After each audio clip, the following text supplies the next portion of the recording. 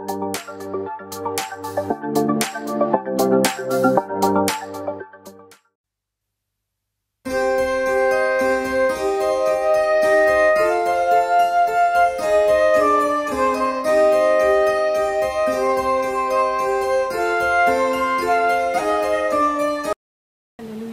Bible काय सांगतं माहिती का? देव मात्र तोंड देखला न्याय करत नाही. तो काय करतो? जो तोंड देखला न्याय करत नाही, तर ज्याच्या त्याच्या कृत्यांप्रमाणे.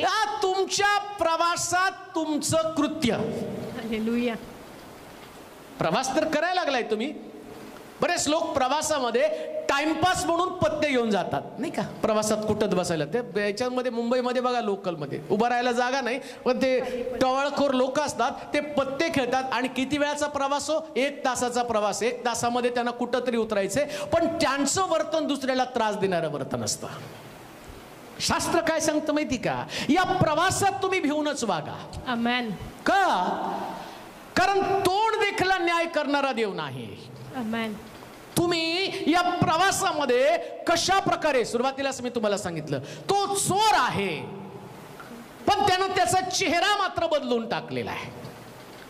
तो लोकांसमोर इनोसन्स राहतो एकदम आणि भोळेपणाचा आव्हानतो, पण तो भोळा नसतो, तो आतमध्ये चोर आहे. योहान देखील बाप्तिस्मा करणारा. परुषी लोक बाप्तिस्म्यासाठी त्याच्याकडे आल्यावर योहान त्यांच्याकडे पाहून म्हणतो, अरे सापाच्या पिलांनो. मग ते तर परुषी, चेहरा तर एवढा छान आहे, धार्मिक लोक आहेत. मग योहान त्यांना का म्हणतो, अरे सापाच्या पिलांनो, भावी क्रोधापासून वाचण्याचा हा मार्ग तुम्हाला कोणी सांगितला? या प्रवासात तुम्हाला भिवूनच वागलं पाहिजे. चेहरे पे चेहरा असू देऊ नका. आमेन. देवाची भीती बाळगा. हालेलुया. या प्रवासातलं तुमचं प्रत्येक कृत्य न्यायाच्या दिवसासाठी हिशोबात धरलं जाईल. हालेलुया. आता तुमचं वर्तन प्रवासामध्ये कुठल्याही प्रकारच्या घाणेरड्या गोष्टीच्या अधीन राहू नका. आमेन.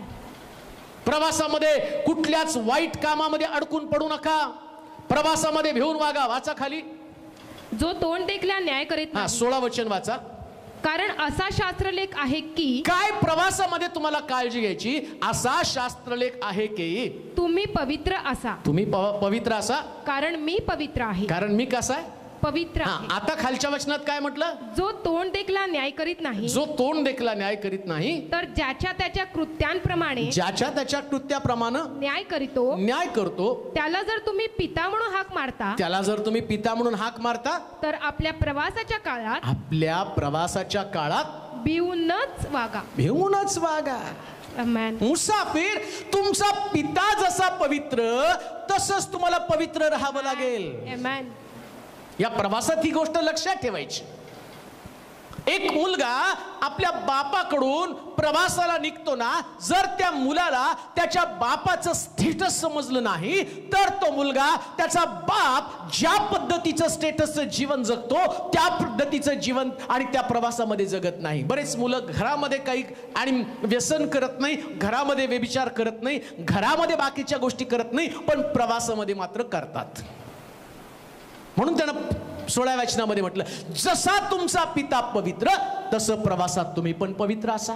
आमेन. या प्रवासामध्ये मुसाफिरनं काय केलं पाहिजे माहिती का?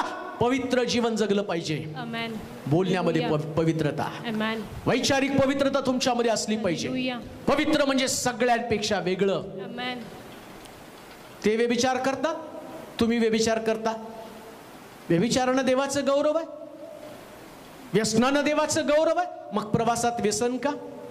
प्रवासात भांडण का? प्रवासामध्ये मारामारी का? प्रवासामध्ये लोभ का? प्रवासामध्ये व्यभिचार का? प्रवासामध्ये एकमेकाचा द्वेष का? या सगळ्या गोष्टी तुम्हाला अपवित्र करत आहे. देवाची भीती तुम्हाला बाळगता आली पाहिजे. लक्षात घ्या, बारकाईनं आता रेल्वेमध्ये सुद्धा सीसीटीव्ही कॅमेरे लावलेत. मग काय प्रवासात तुमच्याकडे सीसीटीव्ही कॅमेरे नाहीत? रेल्वे एवढी ऍडव्हान्स आहे, तुमचा देव तर त्याच्यापेक्षा ऍडव्हान्स आहे. या प्रवासात तुमचं रेकॉर्डिंग होत आहे. हे रेकॉर्डिंग न्यायाच्या दिवसामध्ये. मुसाफिर, सावध रहा. न्यायाच्या दिवसात तुझा कधी बचाव होणार नाही. म्हणून तुझ्या लक्षात घे, तुमच्या देहबोलीवरून लोकांनी तुम्हाला ओळखलं पाहिजे की तुम्ही देवाचे लोक आहेत. Hallelujah. Yes Lord. Amen. American व्यक्ती इंडियामध्ये आल्यावर झटकन ओळखला जातो का हो? कपडे, कलर, आणि इंडियनला कुठेही टाका लगेच ओळखतो तो. त्याची पण देहबोली आहे, देह भाषा तशी, बोलण्याची भाषा आहे, कपड्याची स्टाईल तशी आहे. मग तुम्ही या प्रवासामध्ये देवाचे लोक आहेत हे तुमच्या देहबोलीवरून कळलं पाहिजे. आमेन. तुम्हाला बघितल्या लोकांनी म्हटलं पाहिजे हे देवाचे लोक आहेत बरं का. यहोवा देवानी यांना वेगळं केलेले लोक आहेत. तुमची देहबोली, तुमच्या मनाचं परिवर्तन, तुमची शुद्धता, तुमचं प्रेम. म्हणून ग्रॅमस्टेन्स मेल्यावर त्याच्या पत्नीनं म्हटले, भाषा काय होती त्याची, त्याला शिक्षा देऊ नका, त्याला क्षमा करा, कारण जसा तुमचा देव तसं तुम्ही दिसलं पाहिजे प्रवासामध्ये. अजून एक गोष्ट वाचूया. 1 पेत्र 2 अध्याय 11 आणि 12 वचन. 1 पेत्र 2 अध्याय 11 आणि 12 वचन. प्रियजन हो, जे तुम्ही प्रवासी व परदेशवासी आहात, त्या तुम्हास मी विनंती करतो. काय करतो? विनंती करतो, रिक्वेस्ट करत आहे हा, की जीवात्म्याबरोबर लढणाऱ्या दैहिक वासनांपासून दूर राहा. प्रवासामध्ये तुम्हाला तुमच्या दैहिक भावनेपासून दूर राहता आलं पाहिजे. आणि पौल म्हणतो, मी तुम्हाला हात जोडून विनंती करतो. म्हणजे तो तुम्हाला कळकळीची विनंती करते. काय विनंती करतो प्रवासामध्ये? तुम्हाला तुमच्या दैहिक वासनेपासून दूर राहता आलं पाहिजे. का हो? छोटीशी गोष्ट तुम्हाला सांगतो. 2 प्रकारचे प्रवासी असतात. ते प्रवासी काय करतात माहिती का? प्रवासाला जाताना रात्रीच त्यांच्या सगळ्या क्रियेला सुरुवात होतात. म्हणजे काय? सगळं खाण्यापिण्याचं साहित्य आणतात. मग रेल्वेत मिळत नाही का? बसमध्ये तुम्हाला मिळत नाही का? पण तुम्ही म्हणता रेल्वेतलं किंवा बसमधलं खाल्लं तर सगळ्यात डुप्लिकेट मिळतं. मग आम्ही पाहतो, पण टीव्हीवर पण दाखवलं जातं, कुठंतरी कचऱ्याच्या जवळ ते वडापाव तयार केले जातात, खाणीचं पाणी आणतात, त्याच्यामधनं ते शिजवतात, आणि मग आम्ही तो शिशी, किती घाण किळसमान आहे. पण आम्हाला खायची आवड तर तीच आहे ना. का तर आम्हाला प्रिपरेशन नको, आम्हाला तयारी नको आहे. जी गोष्ट मी तुम्हाला सांगतो की प्रवासामध्ये दैहिक वासनेपासून दूर राहा. म्हणजे तुमच्या देहाचे चोचले प्रवासामध्ये पुरवू नका. जे घाण आहे, तुम्हाला तुमचं प्रिपरेशन, तुमचं स्वतःची तयारी तुम्हाला प्रवासामध्ये करता आली पाहिजे. हालेलुया. आणि जर प्रवासातलं तुम्ही खाल ना तर तुम्ही आजारी पडणार. हालेलुया. प्रवासातलं खाल्लं की आजारी पडणार. का खाल्लं तुम्ही? कारण तुमच्या देहाला ते वड्याचा वास, ऐक बाबा, वास घेतला ना, मग आम्हाला वाटतं नाही वडापाव खावा ना. मग ती आई म्हणते, बाळा ते नको, खिम्याचा डबा आहे. चांगलं तुम्ही घरातनं बनवून आणले, पण तरी तुमच्या बाळाला त्या वडापाव आवडतो. तुम्हाला माहिती आहे तेल खराब आहे, तर तिकडे देह जागा होतो ना. हीच गोष्ट मी तुम्हाला सांगत आहे. पौल काय म्हणतो माहिती का? या प्रवासामध्ये देहाची लालसा पूर्ण करू नका. तसं मी पाहतो, शमशोनाला मुलगी बघण्यासाठी जात असताना तिम्ना या ठिकाणामध्ये तो दलिलेच्या असणाऱ्या त्या वासनेला भुलला आणि शमशोन आजारी पडला. त्याच्या बाटा काढून टाकल्या. या प्रवासात तो फसला गेला. वास्तविक पाहता त्याला ती मुलगी बघणार होते, प्रिपरेशन तयार होतं, देणार होती, चांगल्या ठिकाणात त्याचं जमणार होतं, पण तरी सुद्धा तो दलिलेच्या मांडीवरती निजला. वाटेतलं प्रवासातलं त्यानं खाल्लं. आणि मी मगाशी तुम्हाला सांगितलं, जर प्रवासामध्ये तुम्ही दैहिक वासनेच्या जवळ राहिला तर या प्रवासातले सगळ्या पीडा तुमच्या जीवनात तुम्हाला भोगाव्या लागणार आहे. लांब राहा याच्यापासून. आमेन. देवाच्या लोकांनी सर्वोत्तम तेच खाल्लं पाहिजे. आमेन. ज्या दिवशी समुद्राचं पाणी हटलं का नाही पाहण्यासाठी या नोहानं तारवातनं एका कावळ्याला पाठवलं, तर कावळा पहिल्यांदा गेला, परत आला. दुसऱ्यांदा सोडल्यावर कावळा परत आलाच नाही. का? कारण त्याला या पृथ्वी तलावरती सडलेली प्रेतं सापडली आणि कावळा त्याच्यावरती ताव मारत बसला. नोहाला मोठा प्रश्न पडला, कावळा परत आला नाही. त्यानं कबूतर पाठवलं, कबूतर गेलं, परत आलं. कारण कावळ्यामधला आणि कबुतरामधला फरक काय? कबूतर कधी सडक्या गोष्टीवर बसत नाही, कबुतराला लागतं ते सर्वोत्तम खाद्य. या प्रवासामध्ये तुमचं वैशिष्ट्य काय? तुम्ही सर्वोत्तम तुमचं व्यक्तिमत्व टिकवून ठेवा. Yes Lord. दैहिक तेल आपल्या जीवनामध्ये धारा देऊ नका. Yes Lord. कुठल्या व्यसनाला भिलू नका, कुठल्या वासनेच्या हारी जाऊ नका. आमेन. शुद्धता, पवित्रता. कोणी तुमच्याशी कितीही गोड बोललं, मगाशीच मी तुम्हाला सांगितलं, सगळेच गोड बोलणारे हितचिंतक असतात असं नाही. हालेलुया. एवढं गोड गोड बोलत बोलत त्यांनी दिलेलं पण खाऊ नका. आमेन. जर खाल्लं तर मग तुमचं काही खरं नाही. चोर येतो चोरी घात व नाश करण्यासाठी, मी आलो तुम्हाला जीवन देण्यासाठी. त्याच्या जेवणासाठी तुमचं जीवन का घालवता? जे तुमचं आहे ते टिकवून ठेवा. या प्रवासामध्ये दुसरं काही खाऊ नका. मुसाफिर, या जगामध्ये तुम्ही मुसाफिर आहात. मुसाफिर सारखं वागा. आमेन. प्रवासात, मी प्रवासात गेल्यावर काहीच खात नाही. मी म्हणतो नाही, मला पुष्कळ लोक ते करतात. खाता का? पण लहानपणापासून आईने शिकवलं होतं, कोणाचं काही खाऊ नको, कोणाचं काही खाऊ नको. परिणाम काय झाला? मोठा झाला तरी कोणी ते हे केलं तरी मला संशय येतो. तो व्यक्ती तो तर नाही ना. मी सावध होतो. मी प्रवासात खात नाही, कारण मला माहिती आहे एकदा उतरलो की याच्यापेक्षा भारी मला स्टेशनवरती मिळणार आहे, याच्यापेक्षा भारी मला घरी मिळणार आहे. मला तिथं पोचायचं. इथं सगळ्या हलक्या हलक्या हलक्या साधारण गोष्टी आहेत. स्वर्गामध्ये सगळ्यात सुंदर गोष्टी आहेत. प्रियानो, या प्रवासामध्ये तुम्ही दैहिक वासनेपासून दूर राहा. जे तुमच्या देहाला आवडतं ते मिळवू नका. आमेन. देहाला नेहमीच वाईट गोष्टी आवडतात. प्रिया, देहाचं चिंतन मरण आहे, तर आत्म्यासाठी ज्या असणाऱ्या सार्वत्रिक गोष्टी त्याचं चिंतन तुम्हाला करायचं आहे. मुसाफिर, हालेलुया. या जगामध्ये तुम्ही उपरे आणि प्रवासी आहात. आणि तुमचा प्रवास, या प्रवासात तुम्हाला खबरदारी घ्यायची. काय खबरदारी घ्यायची? परत वाचा. प्रियजन हो, प्रियजन हो, जे तुम्ही प्रवासी जे तुम्ही प्रवासी व परदेशवासी आहात, परदेशवासी आहात, त्या तुम्हास मी विनंती करतो त्या तुम्हास मी विनंती करतो की जीवात्म्याबरोबर लढणाऱ्या, जीवात्म्याबरोबर लढणाऱ्या दैहिक वासनांपासून दूर राहा. दैहिक वासनांपासून दूर राहा. परराष्ट्रीयात परराष्ट्रीयात आपले आचरण चांगले ठेवा. हा, किती सुंदर दिलं. परराष्ट्रीय, दुसरा अध्याय 11 वचन. दुसरा अध्याय 11 वचन. परत वाचा. प्रियजन हो, हा?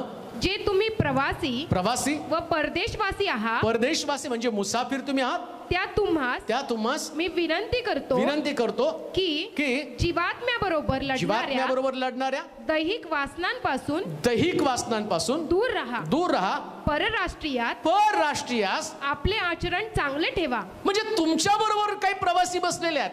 हालेलुया. त्या प्रवास्यांना तुमची एवढी छाप पडली पाहिजे की त्यांनी म्हटलं पाहिजे हा अमेरिकेचा आहे, आमेन. हा फॉरेनर आहे. दुसऱ्या भाषेमध्ये, हिंदीमध्ये मुसाफिर, इंग्लिशमध्ये त्याला फॉरेनर, परदेशी असं म्हटलेलं आहे. आम्ही या देशाची नाहीच आहेत. आमेन. त्यांचं खाद्य ते आमचं खाद्य नाही. येस. हालेलुया. तुमची एवढी झणझणीत मिरची टाकलेलं अमेरिकेचे लोक खातील का? नाही. ते म्हणतात नाही, आमचं सगळं गोड गोड खायचं आहे आणि तुम्हाला त्याचं लय भूषण. ते म्हणतात खाताना असा घाम यायला पाहिजे, कारण हे तुमच्या देशातलं खाद्य आहे. हालेलुया. बायबल सांगतं तुमचं इम्प्रेशन काय खाताना हे लोकांवरती तुमचं इम्प्रेशन पडलं पाहिजे. आमेन. त्यांनी ओळखलं पाहिजे की बाबा हा या जगाचा नाहीच आहे, या जगातलं खाद्य तो खात नाही. आमेन. बघणारे खूप लोक आहेत. येस. तुमचा शेजारी, तुमच्या परिवारातल्या लोकांनी पण तुम्हाला म्हटलं पाहिजे नाही तो आमच्या घरातला नाहीच आहे. हालेलुया. ते पिक्चर बघतायत म्हणून तुम्हाला थोडी बघता येतो, येस. कारण ते तुमचं खाद्य नाही. हालेलुया. तुम्ही तर दृष्टांत पाहणारे लोक आहेत. आमेन. तुमच्या डोळ्यामध्ये जारिणी असता कामा नये, कारण तुमचे डोळे प्रभूला पाहणारे डोळे आहेत. आमेन. त्यांच्या तोंडामध्ये जे गीत आहे ते तुमच्या तोंडामध्ये नाहीत, येस लॉर्ड. कारण तुमच्या तोंडामध्ये देवाचा धन्यवाद आहे. आमेन. त्यांच्या मुखामध्ये शिवीगाळ आहे, पण तुमच्या मुखातनं अपशब्द नाही, कारण हालेलुया. तुमचं मुख देवाला समर्पित आहे. तुमची बोली भाषा, तुमची देह भाषा. हालेलुया. त्यांना जसं रागानं तावातावानं बोलतात, एकमेकाचा अपमान करतात, तुम्ही त्या प्रकारचे लोक नाहीत. हालेलुया. आमच्या इंडियामध्ये जर बघितलं तर धक्का मारून दिसतं का बे म्हणतात नाही का, आणि तेच एखादा फॉरेनर बघितलं तर एक्सक्यूज मी लगेच कळतं हो. हालेलुया. कारण आम्ही म्हणतो माझ्या बापाचा देश आहे, मग मी चौघाला मारलं तरी काय फरक पडतो. तिथं मात्र तसं नाही. त्या ठिकाणची संस्कृती, त्या ठिकाणची सभ्यता तुम्ही देखील ज्या देशामध्ये राहतात तिथली सभ्यता तुम्हाला सांभाळता आली पाहिजे. आमेन. तुम्ही स्वर्गाचे नागरिक आहात. तुमचा या जगाचा प्रवास तुम्हाला स्वर्गाचं प्रतिनिधित्व करण्यासाठी जगामध्ये देवानं पाठवलं आणि त्याच्यामुळं तुम्ही देहाच्या वासनेप्रमाणे चालता कामा नये. आमेन. देहाची वासना हा राग देहाची वासनाच आहे. तुम्हाला राग आला ना तर तुम्ही त्याच्या अंगावरती धावून जाता, मत व्यक्त करता. जे तुम्हाला आवडतं तेच घडलं पाहिजे. मला माझ्या इच्छेप्रमाणे जर कोणी केलं तर मला ते चालत नाही. मग तुमच्या देहाची लालसा जागी होती, मग तुमचं मन बंड करावं लागतं आणि मग तुम्हाला बदला घ्यावासा वाटतो. बायबल सांगतं परराष्ट्रीय लोक तुमच्याकडे पाहत आहे. हालेलुया. देव तुमच्याकडे पाहत आहे. त्याचे लोक ज्यास वादविवाद करतात त्याचे लोक, म्हणून तर कायनामध्ये हबेलामध्ये वाद झाल्यावर परमेश्वर कायनाला म्हणतो, कायना हबेलाचं रक्त माझ्याकडे ओरडत करत आलेलं आहे. खालच्या वचनामध्ये 16 वचन वाचा बरं. दुष्टपणा झाकण्यासाठी आपल्या स्वतंत्रतेचा उपयोग न करिता तुम्ही स्वतंत्र तरी देवाचे दास असे राहा. देवाचे दास असे राहा. 16 वचन. दुष्टपणा झाकण्यासाठी आपल्या स्वतंत्रतेचा उपयोग न करिता तुम्ही स्वतंत्र तरी देवाचे दास असे राहा. देवाचे दास म्हणूनच तुम्हाला राहायला पाहिजे. आमेन. तुमच्या प्रवासामध्ये तुमच्या सहप्रवाशांबरोबर चांगलं आचरण ठेवणं हे आमचं कर्तव्य आहे. आमेन. जो या जगामध्ये प्रवासी आहे ना त्या प्रवाशाला कळतं माझं वर्तन. कोणी प्रवासामध्ये भांडण करत नाही आणि भांडण करणाऱ्या व्यक्तीच्या डब्यात पण तुम्ही बसत नाही. हालेलुया. पहिले तुम्ही डबा चेंज करता, टीसीला बोलवता, या डब्यात नको या व्यक्तीबरोबर, आणि तुमच्या डब्यात सगळ्यांनी बसावं वाटतं तुम्हाला, नाही का? एकटा प्रवास करता का? तुमच्या सहकार्याबरोबर तुमचं वर्तन जे आहे ना तिथं दासाचं वर्तन असलं पाहिजे. आमेन. दास म्हणून तुम्हाला त्या ठिकाणामध्ये आणि राहता आलं पाहिजे. मला वाटतं 1 पेत्र आणि त्याचा 1 अध्याय 16 वचन वाचा. 1 पेत्र 16 अध्याय. कारण असा शास्त्रलेख आहे की तुम्ही पवित्र असा कारण मी पवित्र आहे. जो तोंड देखला न्याय करीत नाही तर ज्याच्या त्याच्या कृत्यांप्रमाणे न्याय करतो. त्याला जर तुम्ही पिता म्हणून हाक मारता तर आपल्या प्रवासाच्या काळात भिवूनच वागा. कारण वाडवडिलांच्या परंपरेने बस आपल्या प्रवासात तुम्हाला भिवूनच वागता आलं पाहिजे. आमेन. आपल्या प्रवासामध्ये तुम्हाला बंड करता कामा नये. कान देऊ नये का? जो मुसाफिर आहे या मुसाफिरनं प्रवासी आणि त्यानं प्रवाशासारखंच वागलं पाहिजे. त्यानं मालक म्हणून या जगामध्ये आपलं अस्तित्व निर्माण करता कामा नये. हालेलुया. एवढं जगामध्ये अडकून जाऊ नका की तुम्हाला प्रवास संपवणं कठीण जाईल. एवढं जगामध्ये अडकून पडू नका की या प्रवासामध्ये तुम्हाला वेदना होतील. म्हणून मी पाहतो तो म्हटला तंबूमध्ये राहणाऱ्या व्यक्तीसारखं या प्रवासी व्यक्तीचं वैशिष्ट्य काय माहिती का? सगळे प्रवासी तंबूमध्ये राहतात. त्यांना माहितीये एकदा इथलं काम संपलं तंबू उचकटायचा, दुसरीकडे जायचं, तिथं तंबू रवायचा. जे लोक या जगामध्ये राहतात त्यांनी घराच्या आणि बिल्डिंग बांधतात. माझं म्हणणं असं नाही की तुम्ही या जगामध्ये बिल्डिंग बांधू नका, पण लक्षात घ्या ते म्हणजे तुमचं वास्तव्याचं ठिकाण नाही आणि तुमचं वास्तव्याचं ठिकाण स्वर्ग आहे. आणि स्वर्गामध्ये जात असताना ना त्याच्याविषयीच तुम्हाला आकर्षण आहे. पुष्कळ लोकांचा जीव जात नाही, कारण इतकं कमवलेलं असतं ना थोड्या वेळाने परत डोळे उघडतात नाही का? लोक म्हणतात परत जीवाला जायला तयार नाही हो जीव. परंतु देवाच्या लोकांचं वैशिष्ट्य काय माहिती का? ते समाधानी असतात. हालेलुया. पौल म्हणतो देहासंबंधानं मोठ्या पेचात आहे. जिवंत आहे तर प्रभूची सेवा करेल, मेलो तर प्रभूला भेटायला जाईल. यातनं काय निवडावं ते मला समजत नाही. त्याला माहिती आहे या प्रवासामध्ये माझं वेगळं पण मला जपावं लागणार आहे. आमेन. मुसाफिर या जगामध्ये तुम्ही मुसाफिर आहात. जाताना तुमच्या कार्याची छाप सोडून तुम्हाला गेलं पाहिजे प्रिया. आमेन. काहीतरी वेगळं पण जगाला दाखवून गेलं पाहिजे. हालेलुया. या जगामध्ये तुम्ही उपऱ्यानी प्रवासी आहात म्हणून तुमच्या प्रवासामध्ये तुम्ही देवाला भिवूनच वागा.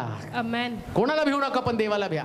बोलण्याकडं कृतीकडनं, शब्दाकडनं, वर्तनाकडनं. आणि शास्त्र सांगतं प्रवास संपल्यावर प्रत्येकाच्या वर्तनाप्रमाणे तो प्रतिफळ देणार आहे. प्रभू या प्रवासात तुम्हाला त्याच्या इच्छेप्रमाणे वागण्यासाठी पवित्र आत्मा तुमचं सहाय्य करो. आपण प्रार्थना करू. सर्व समर्थ देवा, स्तुती करतो आजच्या दिवसाबद्दल, स्तुती करतो येथपर्यंतच्या प्रवासाबद्दल. आमच्या संगती राहिला, प्रवासामध्ये तुमची मदत केली. ऐकणारे जेवढे लोक आहेत त्या सर्वांसाठी प्रार्थना करतो, मुसाफिर म्हणून त्यांना जगावं. त्यांचं चित्त या जगातल्या गोष्टीकडे लागू देऊ नकोस. जगाचा प्रवास कधी संपेल हे सांगता येत नाही, परंतु प्रवास संपल्यावर मात्र न्यायाला सामोरं जावं लागणार आहे. न्यायाधीश आमची एकन वर्तन क्रमाचा हिशोब ठेवत आहे. या प्रवासात आम्ही कोणाला दुखवू नये म्हणून सहाय्य कर. या प्रवासामध्ये आम्ही देहाच्या वासना पूर्ण करू नये म्हणून आम्हाला सहाय्य पुरव. तुझीच इच्छा, तुझीच योजना समजावून घेण्यासाठी लागणारं मार्गदर्शन तू कर. या प्रवासामध्ये आमचं वर्तन असं असू दे की त्याची छाप अनेक लोकांवरती पडावे. नाशवंत, तकलादू अशा जीवनाकडे नव्हे, तर देवानं दिलेलं सर्वोत्तम जीवन त्याकडे आमचं लक्ष लागलं जाऊ दे. तुझी स्तुती करतो, तुझे आभार मानतो. या प्रवासामध्ये तू आमच्या सर्व गरजांचा पुरवठा केला, परंतु प्रार्थना करतो मिळेल्या प्रत्येक गोष्टीबद्दल तुझे आभारच मानावेत. कुरकुर करण्याचं पाप आमच्यातून घडू नये. तुझी इच्छा, तुझी योजना आमच्या जीवनातून सफल होऊ दे. येशूच्या नावात ही प्रार्थना विनवणी केली म्हणून तो ऐक. आमेन.